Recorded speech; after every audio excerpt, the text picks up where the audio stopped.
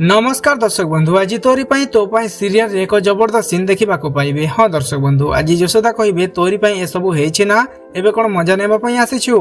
माँ ए निशा hospital staff को phone करी डाकी देख तो आखि सामने पूरा परिवार केमिति नष्ट हो जाइछि, सबु आड़े केमिति दुखर छाया अछि, समस्ते केमिति कांदुछन्ति, एबे तते खुशी लागुछि ना। तापर निशा कहिबे आपण माने मते एमिति दोष देउछन्ति, एमिति कांदुछन्ति जेमिति मो गोटे बहुत बड़ पाप कर देइछि, भाई को जेमिति जेल पठै देइछि।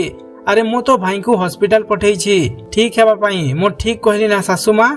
यापर माधवी कहिबे हाँ हाँ एकदम ठीक काम करिछु, मो बहु राणी ता जीवन रे किछि भी भूल काम करि नाही, से जहा करिछि एकदम ठीक काम करिछि। यशोदा कहिबे चुप सटाप, तुमको टिके भी लाज लागुनी माधवी, छी मते खराब लागुछि तुमको ए घरर सदस्य बोली कहिबाकू।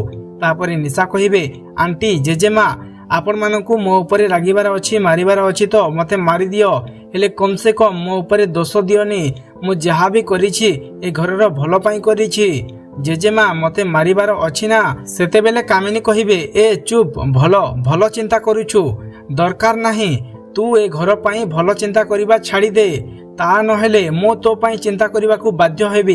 तेबे दर्शक बंधु आपण मानकू कोन लागुछि, एबे कोन निशा को घर बाहर कर देबे? जदि हाँ निहाती कमेंट माध्यम रे कमेंट करिकि जणांतु।